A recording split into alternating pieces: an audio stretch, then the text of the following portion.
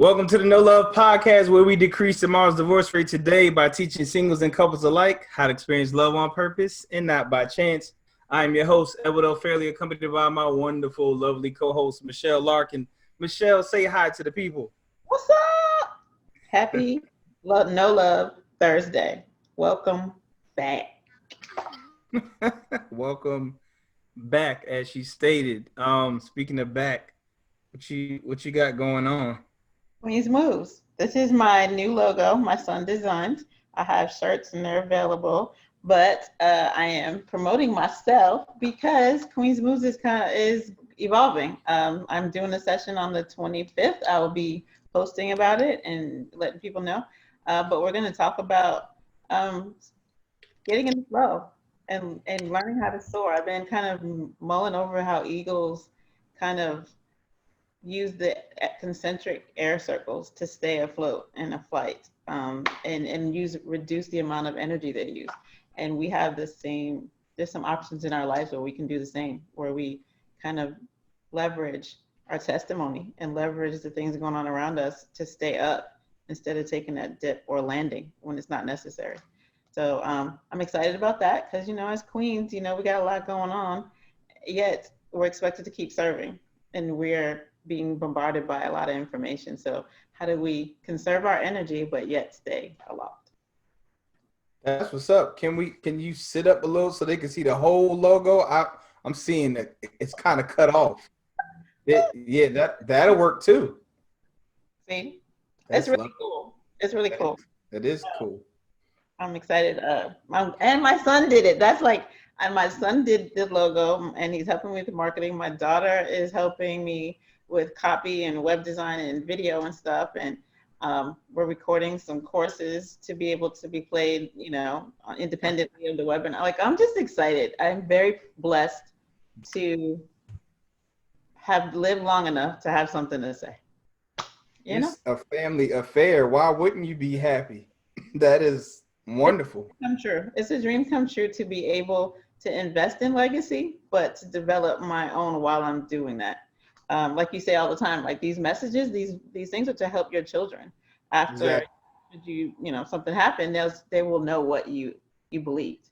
And I think the same is true for Queen's Moves, is that I want my children, it's really talking to my children and my younger self. I wish you knew these things.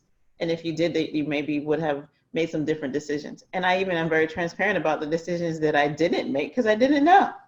So, I think that's where, something else is really interesting is this whole time has made me really study my own history.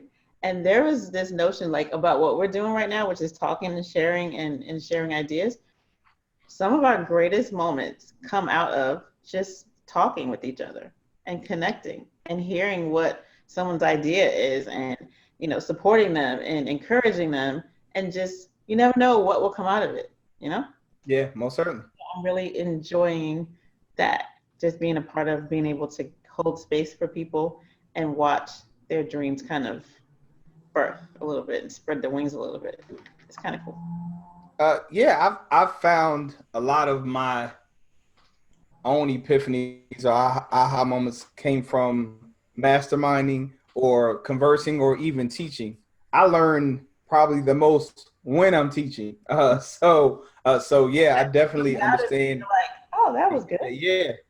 Oh, most certainly. Exactly. Yeah. So no, I'm ecstatic for you and your family. I'm definitely glad that you're doing something for yourself. Ever since I've known you, you're always helping and helping others to build and evolve into their own, including myself, which I literally had to force your hand to make sure that you were accommodated for helping me. I'm from the behind the scenes chick, like a kingmaker from over here. And he's like, no, come out, let everybody see you. And I was like, no, that's all right. Yeah, no, I mean, I'm talking about, so I'm gonna share a story between from Michelle and I. So when we first met, she just was like, "Oh my gosh, this book is great. It's amazing. I want to share this with everybody." And as I got to know her, and I began to work with her individually, I noticed how many other people that she had assisted and them birthing their dreams. But the only thing that came with that was, yes, I love her. I appreciate her. Thank you so much. And I didn't see any kind of reciprocation or because you bless me, I'm going to bless you type situation. And I had a problem with that. So much so that because she was telling people about my book. You got to get this book. And she's trying to get me to do speaking engagements and things of that nature. And I was like, well, I'm glad you like it, but I will not allow anyone else to buy anything from you until you sign this contract from my lawyer. Thought about that. I had my lawyer sign a contract that states anything that she produced or I was to gain from her sharing, she had to get a percentage of it. So much so that my lawyer, she was like, this is not a standardized contract. This is too much of a percentage for you to give anybody. And I said, I don't pay you to tell me how to write the contract. I pay you to write the contract. So that being said, could you just do the contract the way that I asked, please? And Michelle was like, how are you going to make someone benefit from helping someone? I said, you don't have to sign anything. That's one thing about me. I don't force anybody to do anything that they don't want to. But I tell you one thing, any kind of business or books or whatever that I find out came from you, I won't give it to them. And so she signed the contract, and that's how our relationship began. I refuse for her to no longer be compensated for being such a blessing into people's lives. Because as I just stated earlier, it's good to see her doing something for herself. She's always doing something for other people, and watching people succeed from the stuff that she pours into them. And I just refuse to be that person. And I wanted her to see how serious I was and that I was not the person that just kind of talks about it. So I put it in writing, black and white, dried up ink. She had to sign it. So did I. Let me just say, after reading the book, right, we hadn't even come up with No Love yet. This was before No Love. And after reading the book, which is the essence of No Love, honestly, it is in there. But after reading the book and having to recheck what I considered love, the expression of appreciation that was substantiated opened my eyes to the possibility that appreciation could be substantiated. You know what I mean? Like, it didn't have to just give and not get back like that. So that was one of the lessons that our exchanges, our partnership, our friendship, our sisterhood, brotherhood thing. But because it grew over years, it started as just, hi, how you doing? And it turned into, this is my brother and we're from another mother kind of thing. But I say that to say, like, it was the first time I would say I had been seen for the value that I brought to the table, which was a momentum building moment. Like, it just, so I don't have any, I appreciate it. It's not going to make me do any less or more work because I believe in what I'm doing. I believe in what we're doing, and I'm going to keep doing that. But I say that to say that as we learn and we walk through this, actions speak louder than words. You know? Yeah, most certainly. The reward is amazing. Speaking of action, I appreciate y'all's feedback on the No Love app demo commercial, which is just my way of saying, first of all, you all see the stuff first. The app is not available yet, but it's definitely like around the corner. Like, I'm getting labor pains. So the baby is definitely due soon. So I appreciate the feedback. You all seem to really, really like it. And I never thought of it as a commercial, but it really does play off like a commercial. It was supposed to be just like a demo video so that once we get the person to the actual app, if they're like on the fence, they can see what it will be about, what it is that you're doing. But my wife was like, so when is this going to be like on like a YouTube video or whatever? And I'm like, I never thought about it like that. I thought about it as, I didn't think about it as the hook. I thought about it as you already being hooked and you considering and being on the fence. So I that would definitely save some money. for advertising, but so I'll look into that Yeah, actually it's being a on YouTube. commercial. You can share it. People who like it can talk about it, and it can go viral. Oh yeah, most certainly. So right now, that is what people would see prior to downloading the app. If they kind of wanted more details alongside the actual screenshots that they would see, and of course the red description. So that's coming soon. Um, Pretty excited about that. As I stated before, to be on iOS as well as Android. It will be absolutely free. I've had people asking, how much does it cost for me to support you? I'm like, doesn't cost anything. All it costs is your time and hopefully your growth in the process. So you'll be frustrated after a while too, but Yeah. it's a growth that comes with the frustration. I'm pretty sure I have people that are here that can attest to it because I have people, which is cool, people that are actually testing and using the app who actually have said that they're taking notes while using it. I've always been appreciative that people literally take notes with the whole No Love podcast, but to see that people are taking notes while playing the actual app, that means the world to me. It shows how people are taking their growth and evolution seriously. I had a guy tell me, say, hey, I have iOS and I know it's not tested there, but if you have any board games on hand, I just got a new girlfriend and I want to make sure that she's the right one. Because the last time we played with my previous girlfriend, I realized she was not the one.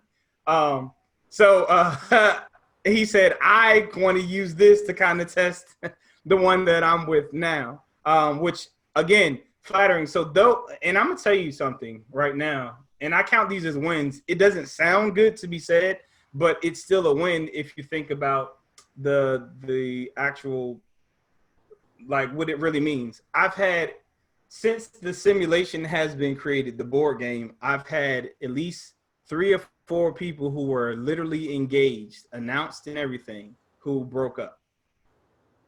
They played the simulation and came to the realization that we were about to get into something that just you are not the one. You are not the one. But And how did that and go I'm with appreciative that we came to that conclusion before we made such a significant investment. Go ahead. I'm sorry. something that came out of conversation during the game, or did it amicably kind of go? I'm just curious. They played several games and it was like, no, no, this is Your this. truthful answers in the game Yeah, environment are letting me see who you really yeah, are. and they don't have any beef or any issues with each other, but they came to the realization that we dodged the bullet, so it was worth it. So to me, that is a win. Of course, I want to create relationships, but I want long-lasting relationships that will be retained, not just hooking people up. I want people to be hooked up to the right people. So with that being said, let's jump into this actual topic. It shouldn't be long, but I say that, and sometimes it ends up long. Sometimes it it's not as long, just like I thought. But today's topic, I'll tell you what inspired it after I give you the topic's title. The the topic's title is Sanity 3. Sanity 3. And what inspired it is for the last several months, I've been either seeing pictures of people who are in a relationship or married or what have you. And the pictures, like United States pictures, say 1,000, share 1,000, or say 1,000 words or something to that effect. And I could see like danger, red flag in the pictures. Like it's like the picture said, I'm not married, we not together, I'm single. So those type of pictures, and also just the people's choice of their environment and people that they choose to involve themselves with, and to no shock of my own, I'm seeing that these relationships are now starting to have turmoil, issues, separations, drama, things of that nature. And so that is what inspired this. because I have something called, which in my head, it's just what I do, but it's something that I can share in hopes that it helps people to just be mindful and cognizant of things that could prevent you from having or losing peace in your relationship, peace in your life, and your sanity, just by asking. In Sanity 3 is just 3 questions that you ask yourself at any given time to assess the situation, to make sure that you are living a life that will allow for you to maintain and have your sanity and your peace. Okay, so let's go and start with the first question that I actually ask a lot, and this is what I mean when I choose a person to be in my circle, or when I choose for someone to be someone that I'm consistently interacting with or engaging with. These are the things or questions that I ask myself. The first question is pretty simple, but it's necessary, and is who am I around? It's really that simple. Who am I around? And when you say who you're around, like really define that. Who am I around? Am I around family? Who do I literally choose to hang around with? Go ahead. You say, who am I around? And these are questions to assess a situation or an association. Are you saying ask the person, assess who the person is around, or am I saying no? This is you. Everything that you're asking yourself an assessment of the environment that you're choosing to be in. Okay. So, who am I around? And again, define that. Is this family? Is this my boyfriend? Is this my girlfriend? Is this my husband? Is this my wife? Is this my best friend? Is this my cousin?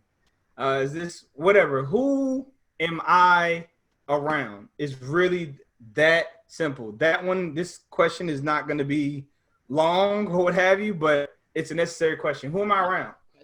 Okay, go ahead. I'm sorry. You said what? Context question. It's definitely a context question, yeah. And the reason why it's a necessary context question is because that's what's going to make the other 2 questions kind of hard to move through. Because once you define who it is, and if it gets to the place where the 3rd question is difficult, you kind of know why, because of the context of who that person is. But it also equips you to kind of approach it however you need to transition, which we'll get there. But the first question, which is a very, very important question, is who am I around? Like these questions, and I'm gonna tell you right now, this is like my way of, how would I put this? This is me knowing that, you know how I always stress about your subconscious mind, protecting what's going in it. This is me just being a realist. I know how difficult, if you've been watching or listening to things for 30 plus years, you're not going to just stop listening to or watching those things just like that, just because I said, hey, you got to protect your subconscious mind, what goes in it. It's not real, not realistic. You've been doing it for however many years. My demographic, I think 50 to 70% of my demographic is 35 to 42 or 43, something of that nature. That's what the bulk of my listeners are. It might be 45 or 44, but 35 to 45 or something like that. But anyway, that's where the bulk of my listeners are. So if you've been doing that for 35 plus years, you're not going to just stop watching news. You're not going to just stop whatever. So this is me trying to get you to at least take this part away to protect yourself, to maintain your sanity. Go ahead, Michelle. So I just want to make sure I'm following along. In what situations is Sanity 3 used? Like what? Like you had said that there were some relationships, there were some pictures, and then eventually the relationships were starting to deteriorate or change. Is this Sanity 3 for use in evaluating where I stand in a relationship, or is Sanity 3 just for what environment or what reason would I engage in Sanity 3? This is how you should be approaching life. There you period. go. Okay. This has nothing to do with whether you. It should definitely be questions that you ask if you're considering being in a relationship, and directed towards a person that you're considering going into a relationship with, or starting a relationship with. But in general, in life, your general surroundings or who you actually intentionally choose to be around, you should be asking these this Sanity 3 questions. Who am I around? All right, cool, great question. Second question: what are they doing to me?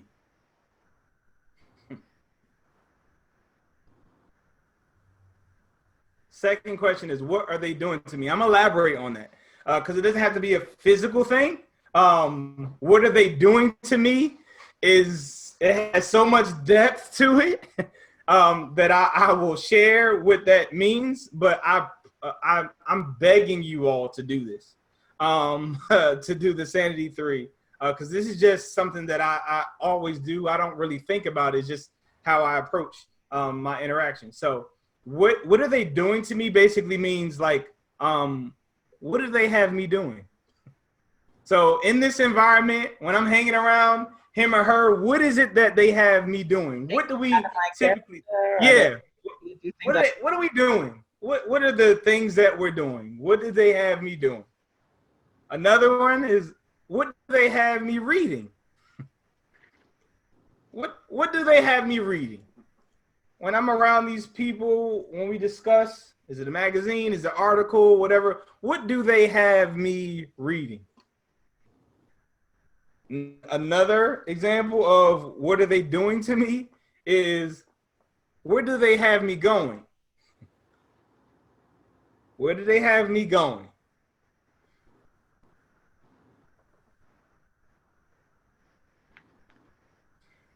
And another good example is, how have they got me thinking and behaving? How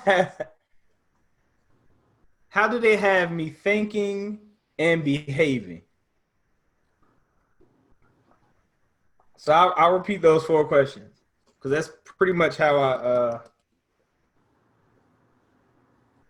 I go about it. Like, what do they have me reading? What do they have me doing? Where do they have me going? How do they have me thinking? And how do they have me behaving? And how do they have me thinking could be as simple as, do they have me in paranoia? Am I always concerned about when I'm around them? Do I end up getting frustrated or mad when I have a conversation with them? And it doesn't have to be about them, but it could be about life or whatever my circumstances, like my livelihood, like who I am. Like, do I end up upset about life when I leave them? How do they have me behaving? Like, are they implying that I should do certain things? Well, I wouldn't be dealing with that. I would do this. I wouldn't be doing that. You should be doing this. So that's pretty much it for that. Do you have any feedback or thoughts that come to mind as to why or where I'm headed to with these type of questions? My first reaction was, it's funny because you're right. What do they have me doing or thinking, or how they have me behaving? My first thought was, well, do they? Like, or do they have me doing this? Or am I like not being independent? You know, that question. And from being a people pleaser, formerly just water spilt all over the place, I think the question is for me, do I feel like I have to? What do I feel like I have to do around these people versus what I want to do? Or in that is an internal question, but it makes you have to check in on yourself. How do I feel? Yeah, certainly. How do I physically feel? How do I emotionally feel? How is it draining? Is it energizing? Is it inspiring? Is it a responsibility? Like, none of those are wrong answers. It's just like looking at this from an objective standpoint. How can you assess if you got to take the emotion out of it first and just look at it? Like you're saying, just look at it, see what you see. Consider it. Mm-hmm. Half the times we're just doing things. A prime example: if you are from up north and you stay 3 to 4 months down south, deep south, when you go back home, they're going to tell you that you sound country. And vice versa. If you are from the South and you go and hang for a whole 3 to 4 months up north, and then you go back home, they're going to say you sound like a Yankee.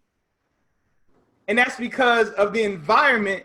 It has absolutely nothing to do with you not having any control or anything of that nature. It's just the environment that you're in. You slowly fall into the state of the environment that you're in.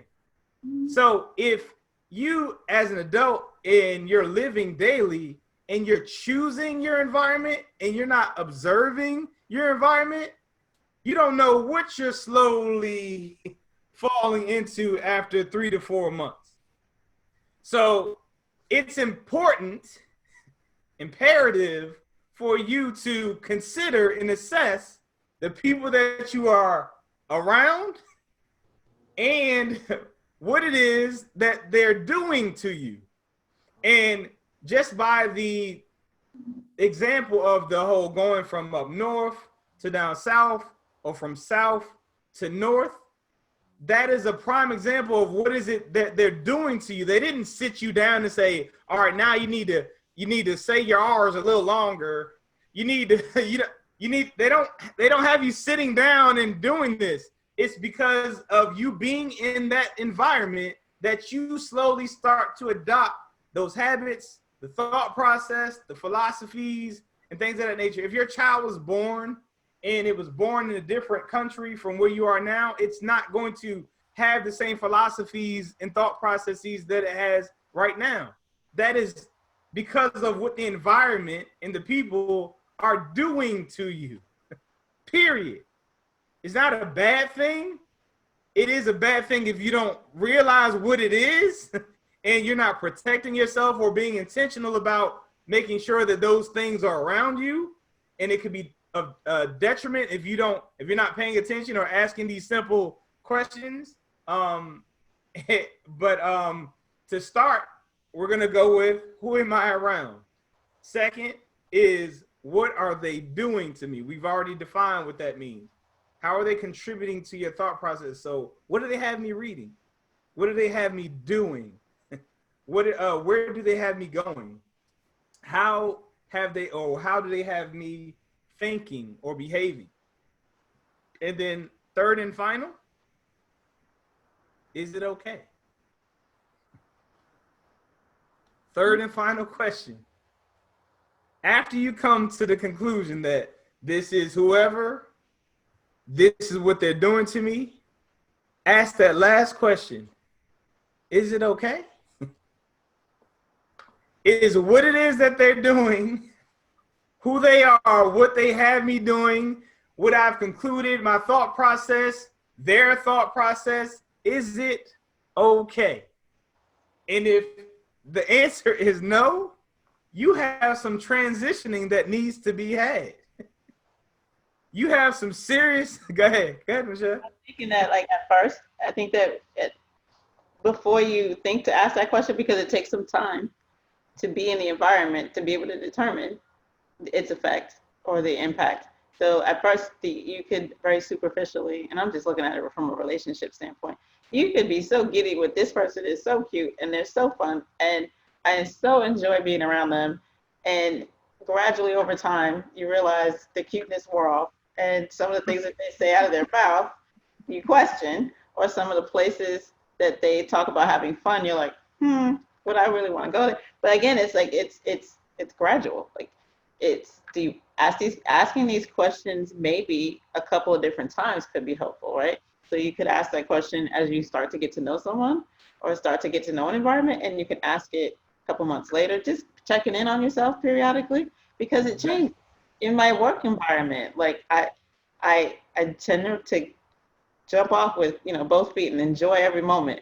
But over time, when the novelty wears off, people start to show their true colors, and you're like, what did I get myself into? And it's not that you have to to leave. It's just that by checking in, you have to make some adjustments in order to preserve what you've decided is your integrity. Like I can be in the environment and choose not to just say yes to everything. Yeah, most certainly. You're exactly right.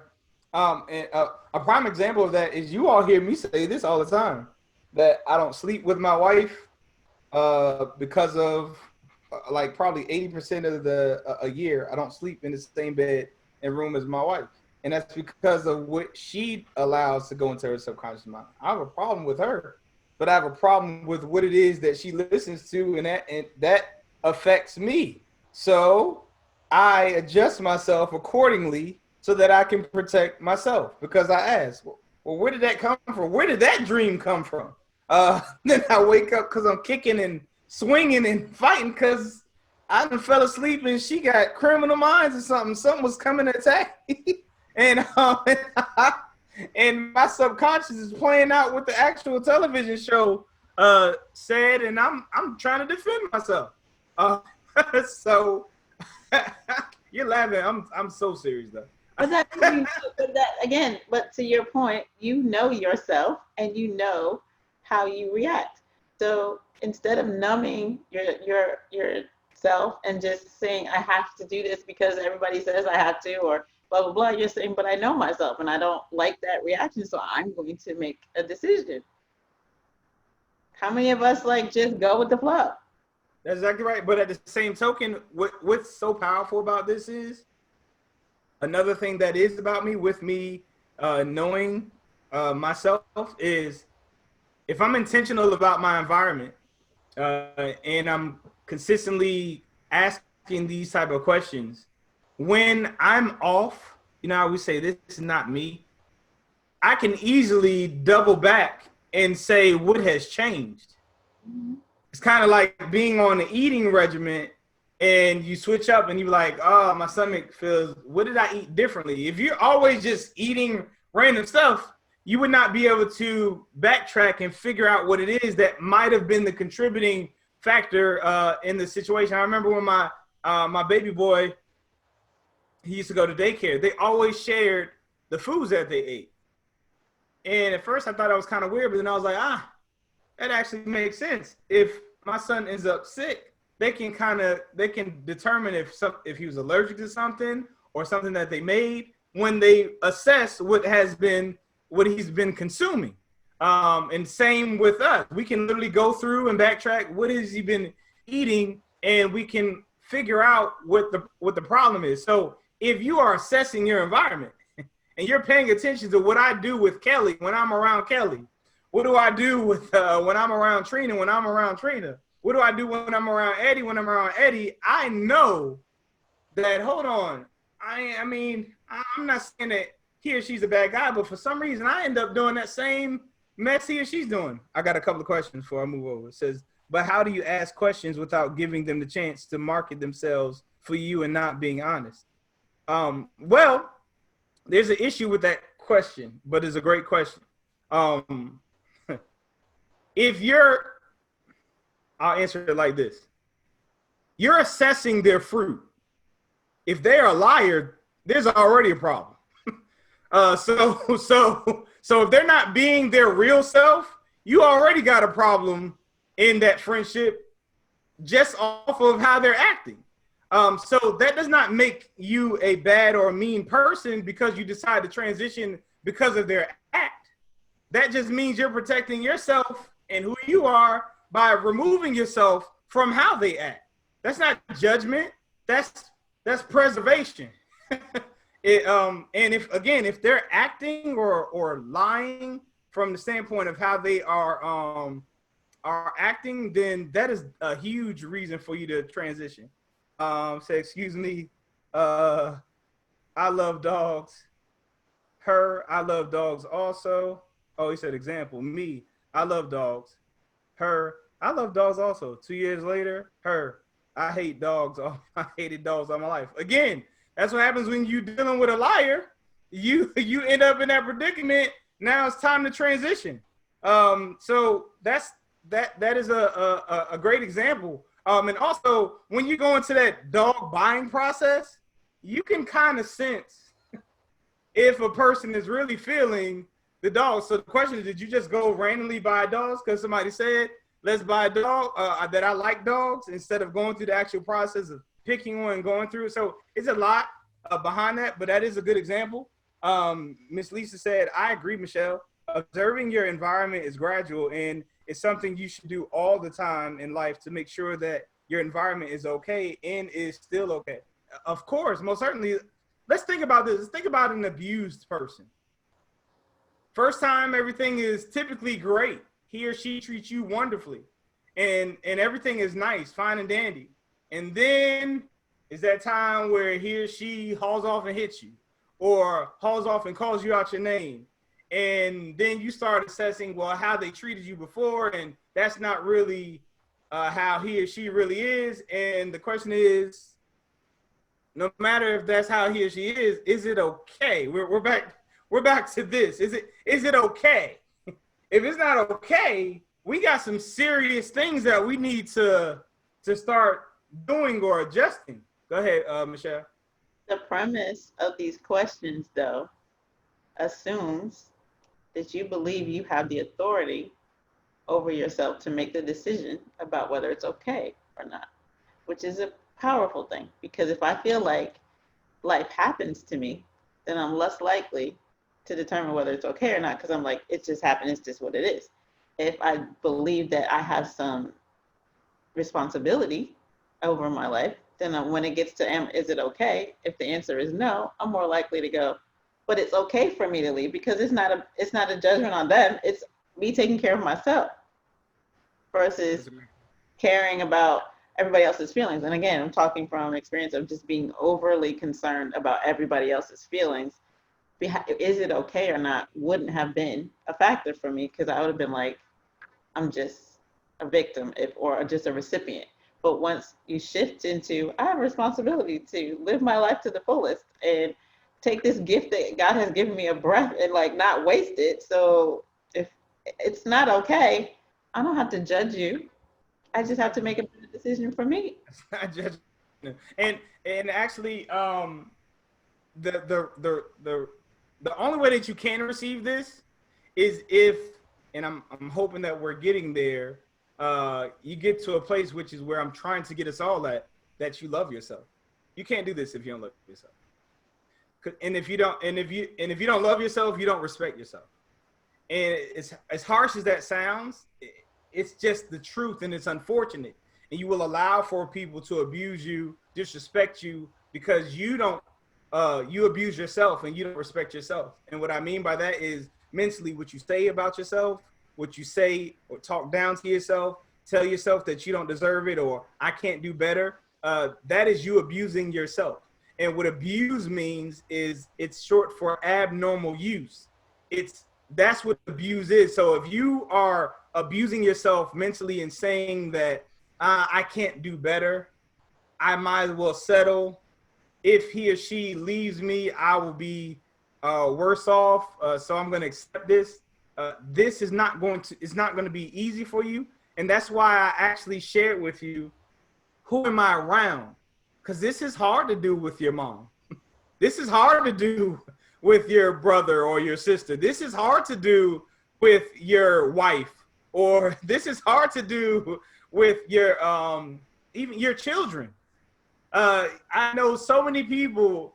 My grandma tells me all the time, oh my gosh, if I did not give my money to all my kids, I'd be so much better off. Well, grandma, unfortunately, you felt that helping them in a manner that you gave, in the sense of giving them a fish, is going to assist in you not having to give to them, and you had to end up always giving them fish. Whereas when I get that call, I'm like, okay, here's the plan that we're going to put in place for you to where you won't have to need to call me after this. You ready? And if you're not willing to do it, I love you though.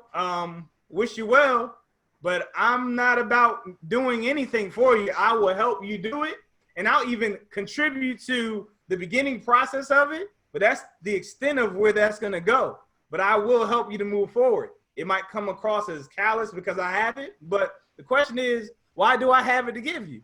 because of the practices that I'm trying to teach you so that you won't need to ask me again. And see, people don't want to put in that type of work. And they be like, well, why does he or she treat you this way, but he or she comes to me that way? Because you let he or she talk to you like that, because you let he or she approach you like that, and I won't tolerate that because I love myself.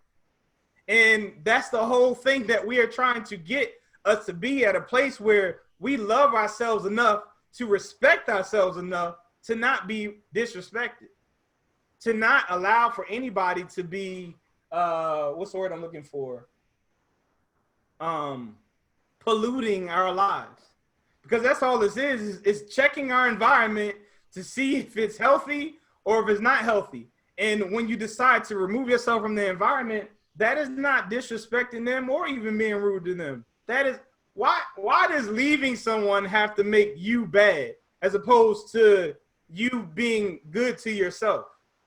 Like, I don't understand that. Go ahead, Michelle. It's not about leaving, and I think that's another thing that this always brings up is it's about putting in the work of communicating why it's not okay, right? Like you said, it might be hard to say with your mother, your sister, or sibling or something because leaving isn't the first option. So it's whatever you're doing to me, or however it's making me feel, needs to be addressed. But then that's the work of doing the communicating. Most Because certainly. you have to go into, well, it's not okay. Okay, cool. Well, why is it not okay? What is it Yeah, about this that makes me uncomfortable? What is it that doesn't align with my values? So that you can articulate to the person, this is why, this is how we can potentially work through this. But I love myself enough to share this with you so that I don't put myself in this situation where I'm constantly uncomfortable. It may just be asking someone, refrain from doing X around me. If you don't like people smoking around you, you can still have a friend who chooses not to smoke around you. Because they respect you. They're like, you know what? I don't want to blow smoke in your face. I'm not going to stop smoking because I believe in it, but yeah. I won't smoke around you, and that's fine. And you have made a truce, but you can still have a relationship. It's just respecting the fact that some things just aren't okay. Most certainly. Like that's a great example. I have friends, family members that smoke weed, drink, and all kinds of. They would not even dare to offer me any or even play around jokingly just because they know me and my stance. Do I judge them or even leave them because of who they are? No, I don't. But that's not who I hang around. See, who you hang around indirectly is who you inspire to be like or Yeah, you like. solo the five And friends. so it's not, again, who am I around? Because it goes from who am I around to do I have to be around them? You know what I'm saying? So like, do you have to be around this person? Fred said, I agree, Michelle. A lot of people think that your partner is responsible for your happiness. That's a lie. You must love yourself and be happy with yourself in order to have a successful relationship. That's that's that is the God's honest truth. And it's unfortunate. First of all, anything it's dangerous to allow anything external to dictate whether you're happy or sad. That is dangerous in itself. That is something that I've been trying to hopefully get you all to shift your thought process to for a very, very long time. Miss Tila said, as a victim of abuse, I knew it wasn't okay at the first time, but I didn't love myself enough to be able to transition. So I believed at the time I was who he said I was. It's probably gonna make me cry. I didn't know who I was. It progressed from words to physical and much worse. The no love triangle is indeed important. Loving yourself is important. It affects everything. God bless you. I'm glad that this seems to be speaking in past tense. So that implies that you have gotten to a place where you realize that that was not acceptable, and you are most certainly more valuable than who that person tried to fool you into thinking that you were. And I'm so glad that however you got out of that, that you did. God bless you. Go ahead, Michelle. think that I think that self abuse is something that isn't addressed because we are so focused on other people abusing us. I think having a low image of yourself is self abuse, and even being somebody that has dealt with it, and sometimes has recurrences of it. It's in this context, not respecting yourself enough to make good decisions about the life that you have is abusive. And I say that from the perspective of realizing, and this is part of my Queen's Moon stuff, but realizing how valuable the breath that God gave you and the life that you got. And like you said, time is so valuable. For me to not cherish that enough, to use it wisely or to protect it, like you said, protecting your subconscious.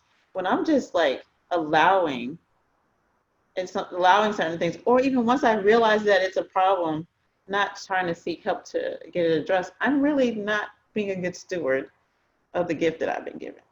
Most certainly. Most certainly. And that actually for me has been one of the most motivating things, because then it allows me to take it away from my feelings and to, do I really respect life? Do I really respect my own life? The fact that I'm still here, that I'm here for a reason and a purpose, then that purpose deserves the space to grow and bless and be a blessing. But I can't do that if I am so down on myself and so closed on myself and so afraid of something. I don't get to open up and let the gift out. But I can tell you that is one of those reasons why you want to tell somebody now what you learned. Like I'm a senior. I'm not a senior, but but as a senior person, looking back, you just want to tell people, like, don't waste the gift of time being so closed off that you miss the chance to use the gift that you have. Mm-hmm. Mm-hmm. To celebrate. And having done it, so I'm talking about somebody who clearly squandered a good 10, 15 years. But at the same time, I respect it, because I'm like, I can tell somebody now, don't do that. Yeah, most certainly. Most certainly. Like, I mean, there's the people who go through things, so it's not all bad. But I hope that the self-awareness and the time that we're taking to have these conversations based on experience and doing the work, we're trying to figure out, well, what does love look like, and how do I put this out in the world, and how do I live to the best of my ability to express the gift that I've been given. That work, if we can help somebody have a shortcut, yeah, most certainly. we have way more fun. I'm all about it. All about it. Mr. Frederick Smith said, trust and believe it took me a minute to get where I am. This was not an easy transition, but I am happy and in love with myself. And I'm happy that you have gotten to that place. He and I have gone through a journey together. And I do recall him doing something or saying something and asking me, well, what do I think? And just like I would do with my child, when she would ask me, Dad, what do you think about this shirt? Or what do you think about these glasses? I'd be like, what do you think about how you did? I always send it right on back, because it does not matter what anybody else thinks. It doesn't matter what your wife think. It does not matter what your daddy think. It don't matter what your mama think. It doesn't matter what your kids think. It matters what you think, because it's you that's going to determine as to whether you're going to move forward. And whether they say it, that they like it or not, it's still going to be your choice as to whether you're going to move forward or not. It doesn't matter. So I always did that. So I'm glad, and I pray that that is your truth, not necessarily something that you're saying to yourself right now. It is your truth, and that you are liberated from being concerned about what anybody else shares or thinks about you. Love you, man. I'm glad to hear that, Frederick. Lisa, she said, be your own peace. You right about that. Girl, you better preach. You. And if you got the right spirit in you, you get the gift of that peace. So I'm glad about it. I'm gonna I said it's gonna be. Didn't I say this in the beginning? I said it's gonna be a short show, but y'all actually determine as to whether it's gonna be short or not. I love the interaction. I'm about to read you all, because it's so necessary. I'm gonna read you all a long story, so please bear with me, because it's necessary. Just take the ride with me, okay? But it's definitely a true story, okay? It's a story about a man named Bernie Lofchick. Um, when his son was born, it wasn't long before they could tell something was wrong in him because his head hung too limpy on the right side of his body. But the family doctor said he would outgrow it. They knew better, so they took him to a specialist. The specialist diagnosed his condition as a reverse of club's feet and treated him for that. But Bernie said that he and his wife knew it was more serious. So they took him to one of Canada's top specialists, and after an exhaustive examination, the specialist said the little boy is a spastic. He has cerebral palsy. He's never going to be able to walk or talk or count to 10. He suggested that the family put their son in an institution for his own good and for the good of the normal members of their family. Dad would not buy the idea that his son was going to grow up being a vegetable, so he took him to another doctor who told them the same thing. And then another and another and yet another and another until 30 doctors said there is no hope. Same conclusion. Then he heard of a doctor, Perlstein, down in Chicago. They got an alternate appointment so that when someone else canceled, they could have that appointment because Dr. Perlstein was booked 2 years in advance, and 11 days later, a little boy from Australia canceled and they went to Chicago. Dr. Perlstein examined their son, perhaps as no child was ever examined before. And when he finished, he said, this little boy is a spastic. He has cerebral palsy. He's never going to be able to walk or talk or count to 10 if you listen to the prophets of doom. He said, but I want you to know that I am not a problem conscious doctor. I am solution conscious. And yes, I believe there is something that can be done for this boy if you are willing to do your part. Well, obviously the father and mother said, doctor, tell us what to do. We will do anything. The doctor and the therapist and the nurses spelled it out in minute detail. They said, you are going to have to push this little boy beyond all human endurance. Then you're going to have to push him some more. You're going to have to work him until he falls. Then you're going to have to pick him up and work him some more. You got to understand that there is no stopping point, that if you ever stop, he's going back. You got to understand that there might be months and even years when you will be unable to detect any change, but you got to stay with it. And one last thing, and this is very important, it aligns with what we've been talking about today. Don't ever give him therapy in the presence of another victim of cerebral palsy, because if he sees them taking therapy, he will inadvertently pick up those awkward movements.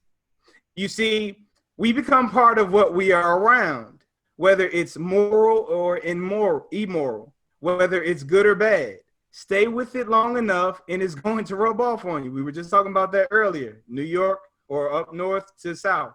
The family went home and built a little gymnasium in the basement of their home. They hired a physical therapist and a bodybuilder. It took him a lot of months, but one day the son could move the length of his own body. It took him several years, but one day the therapist called the father home and said, I believe your son, David, is ready, and his father, Bernie, rushed home.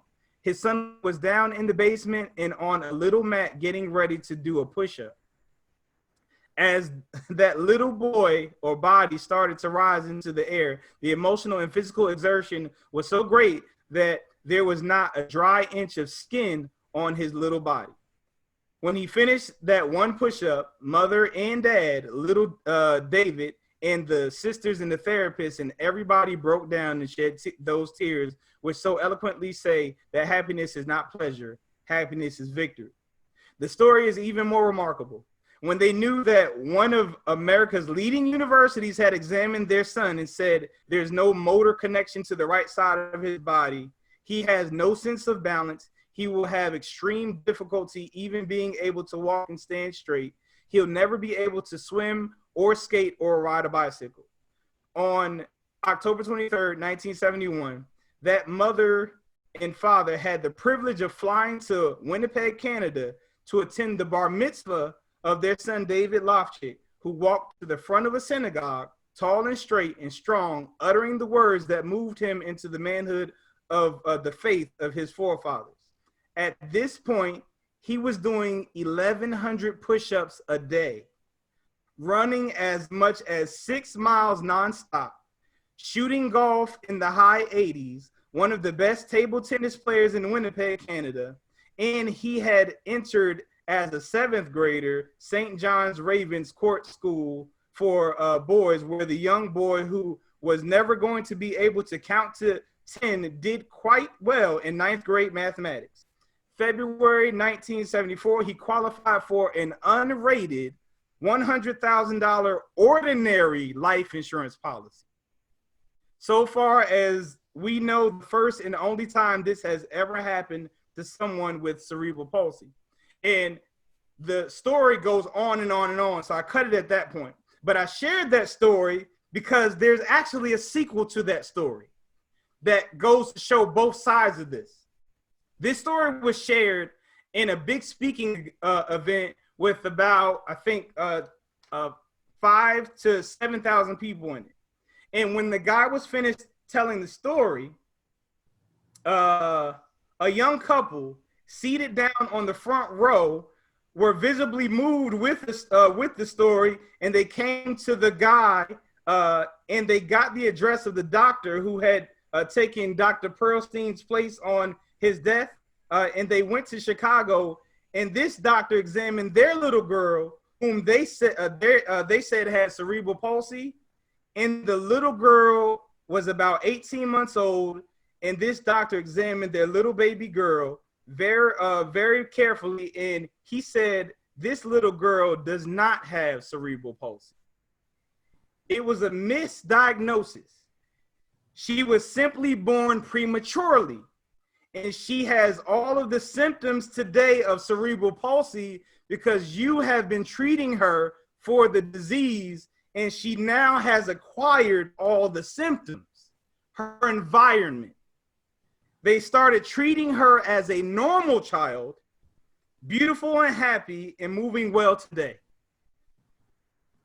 So basically, I say this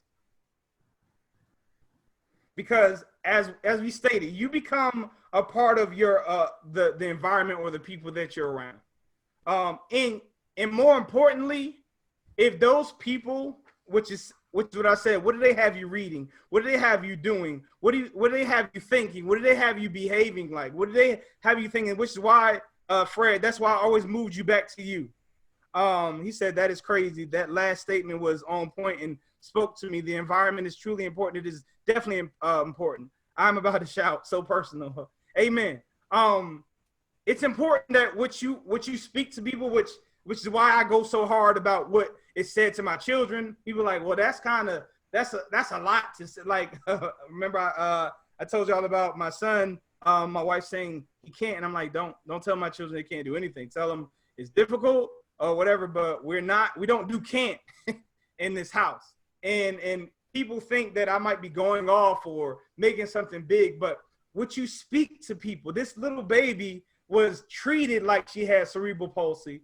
So because of that, she ended up having symptoms of cerebral palsy, and vice versa. The young man was diagnosed with cerebral palsy, but because he was treated like he did not have cerebral palsy, he ended up getting symptoms that reflected him not having cerebral palsy.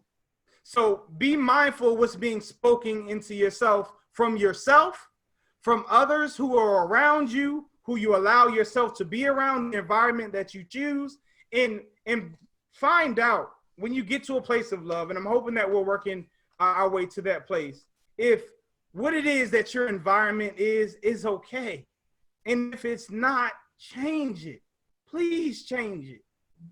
And again, this is just me settling for me knowing that you're not going to stop watching news all the time just like that. It might be a process. I'm hoping that you get there. I know you're not going to just stop watching things, violence and things of the nature that are feeding your subconscious, if that's what it is that you've been doing for all these years.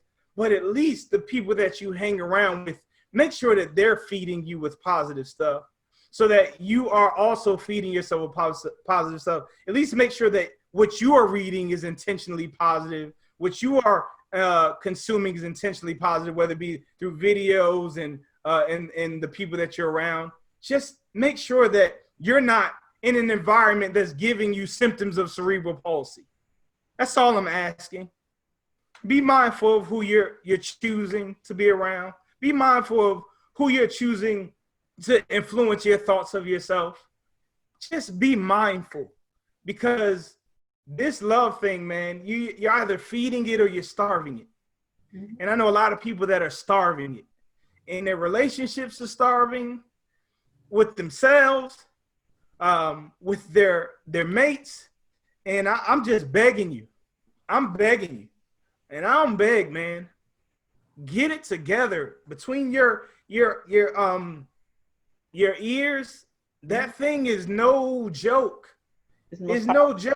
It's the most powerful tool that we have been given to manage our existence. And by not taking responsibility to curate it, to use it, to feed it, you are abdicating the throne of your life. You're abdicating the responsibility, and you get what you get.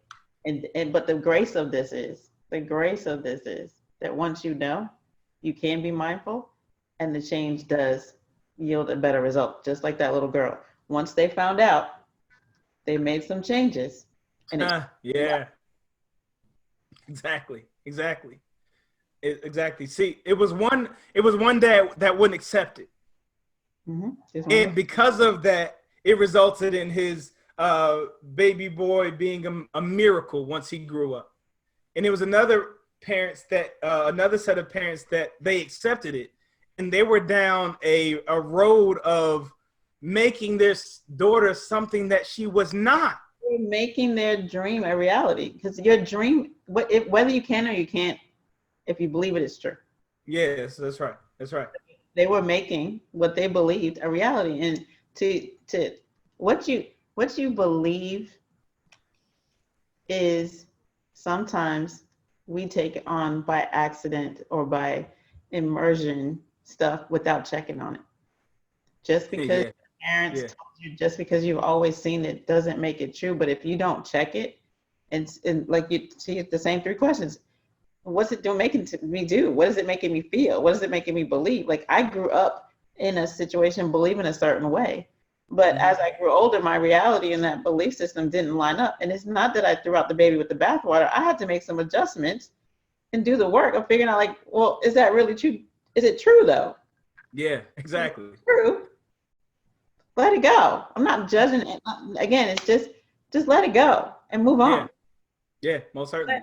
We do that by, just like this in this story, the people who went and had their perceptions validated, right? So they kind of thought it was cerebral palsy. When they heard it, they hooked on and went, oh, that's it. Yeah. And then they went, hey, well, I know what that means, so let me just beat that. And then it worked out that way. Same thing. You feel like you're not enough, and somebody validates that for you by either treating you like you're not enough, or they said that you're not enough, and then you go, well, I understand what that means, so that must be truth. And then you start acting like that. Is it true though? Yeah, most certainly. Is it true though? Ms. Lisa said, I agree with Tila. No, love is important and also necessary. It affects everything. I'm glad you said that. It's so true. It is the environment everyone should want to be around. And something that aligns with what Michelle was just saying, this is why it's important for us to get this. Because love is so not normal. And until we get to a place where we are love and we're coming from love, we are the limited hope that people have. We're the limited limited hope. Until this thing blows up to where it's supposed to be, we are the limited minority of hope that the true essence of love exists, to where we begin, because we have allowed life to grow in us, to speak life in other people. And then we give them that hope. These statements are statements of hope. If that young lady was in a predicament where she accepted someone being abusive to her mentally and physically, there was a time where she was hopeless. She's in a place of hope right now. So she can speak life to other people, and she can find people that were in her hopeless situation and speak life to them so that they can get out of it, because she is a proven model of hope being just accessible, and love allowing for you to transition from that type of predicament. So I'm grateful. You are that doctor. You are that doctor saying you don't have cerebral palsy. Exactly. Exactly. Do you have any closing remarks, Michelle? My closing remarks would be, hang on to the testimonies that you heard today, whether it was in the story or the people that have heard, have told that the triangle is important, but it's, who are the people that we're hanging around? You guys. And you're making us feel great and validating the theory that the no love triangle. And is it okay? Absolutely. Absolutely. Wow. That's wonderful. To go back to the three questions, for those who've missed it. Who am I around? Why is that important? Because it kind of helps you understand how difficult it's going to be to get to the third part. And that's why it's so important that you get to that place of loving yourself, because when it's that hard, you have to look and say, okay, do I love me enough to be able to say, I know this is mom, I know this is wife, I know this is whatever, but we're talking about respecting myself. We're talking about my morals, my values, my standards, me giving them up just to appease this person. And if I cannot effectively love myself, I can't even say that I love them, because I can't even love them past the way that I love myself. So who am I around is important, just to get context of how hard it might be to get to part 3. What are they doing to me? Unfortunately, we already heard someone who shared that doing to me could be physically as well. So what are they doing to me? What are they feeding me? What is it that they're getting me to consume or partake in? What is it that they're getting me to think? How do I act when I'm around them? When I'm around them, is it an act? And if it becomes an act, what made me do that? So these are just introspective questions to ask. And then lastly, when you get the answers to those questions, is it okay?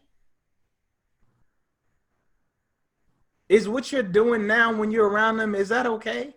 Is what you're thinking about yourself right now because of what they tell you about yourself, or because you're around them, is that okay? Is what you're feeling right now because of you being in their environment, is that okay? Is what you're reading now, what you're into now, the new habits that you've adopted because you now started hanging around them and being around them, is that okay? And if it's not, please, I beg of you, listen to old podcasts that tell you about self-esteem and falling in love with yourself, so you can get to a place where you love yourself so much that it not being okay gets you to a place where you're strong enough to tell them it's okay for them to leave, or it's okay for you to leave. I'm going to read Brother Fred's last statement. It says, if you don't work, remember my Medea statement I posted earlier. Laugh out loud. Love you all. What did you say earlier? Oh, and if they try and take your piece, go get that Medea piece. Lord have mercy. Please. Got your piece. No, Got we're not. We're not advocating violence. But I'm glad he ended it with an LOL. He was not serious. Please don't. That will not give you peace. You will not be able to sleep at night because of what you have done. But I'm glad that you did leave us on a laughing note. I can't stress to you all how much I appreciate your minds and time, how much I pray for you all. For those who I haven't met, but I know that my words are landing on their ears. Those who are coming and haven't heard it yet, those who have been created to serve, and those who are on their way. I promise you, I pray for you, I think about you, and I'm growing for you. And I will continue to do so. So until we meet again, y'all be safe. I love y'all. Please keep these questions in mind. Take care. Peace.